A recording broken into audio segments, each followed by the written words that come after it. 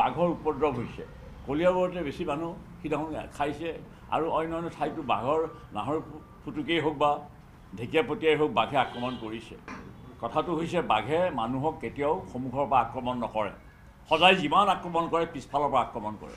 সেইকাৰণে সুন্দৰবন মাছমৰীয়াবিলাকে মুখা এখন পিছফালে লগাই লয়।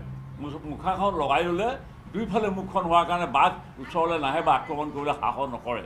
সেই কথাটো বঙালী চিনেমা এখনত এবাৰ ধুনীয়াকৈ এইটো এটা মানে ষ্টৰী গল্প এই ধৰণে কিবা কিছু প্ৰকাশ কৰিছিল। আৰু ময়ো আজি দেখুৱাব খুজিছোঁ কেনেকৈ মুখাখন মানুহে ব্যৱহাৰ কৰিলে আমাৰ এটলিষ্ট মানে আক্ৰমণৰ পৰা মানে মানুহজন বাচিব পাৰে। মই ভাস্কৰ ডেকাকেই পিছফালে লগাই দিছোঁ, এইফালে উঠি আহিলে মই দেখা পাৰোঁ।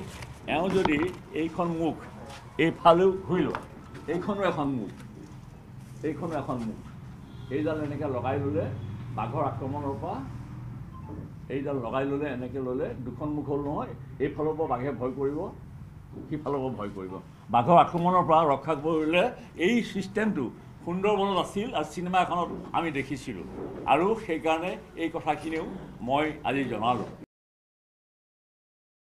বাঘৰ উপদ্ৰৱ হৈছে।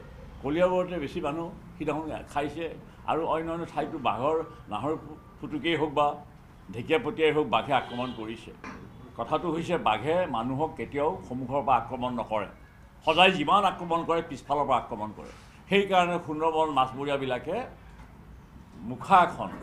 মুখা এখন পিছফালে লগাই লয়। মুখাখন লগাই ল'লে দুইফালে মুখখন হোৱাৰ কাৰণে বাঘ ওচৰলৈ নাহে বা আক্ৰমণ কৰিবলৈ সাহস নকৰে।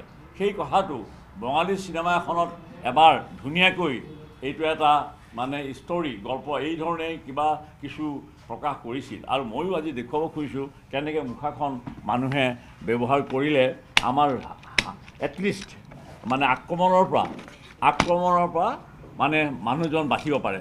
মই ভাস্কৰ ডেকাকেই পিছফালে লগাই দিছোঁ, এইফালে উঠি আহিলে মই দেখা পাৰোঁ। এওঁ যদি এইখন মুখ এইফালেও ঘূৰি লয়, এইখনো এখন মুখ, এইডাল এনেকৈ লগাই ল'লে বাঘৰ আক্ৰমণৰ পৰা এইডাল লগাই ল'লে, এনেকৈ ল'লে দুখন মুখ হ'ল নহয়। এইফালৰ পৰা বাঘে ভয় কৰিব, সিফালৰ পৰা ভয় কৰিব। বাঘৰ আক্ৰমণৰ পৰা ৰক্ষা কৰিবলৈ এই ছিষ্টেমটো সুন্দৰবনত আছিল আৰু চিনেমা এখনত আমি দেখিছিলোঁ। আৰু সেইকাৰণে এই কথাখিনিও মই আজি জনালোঁ।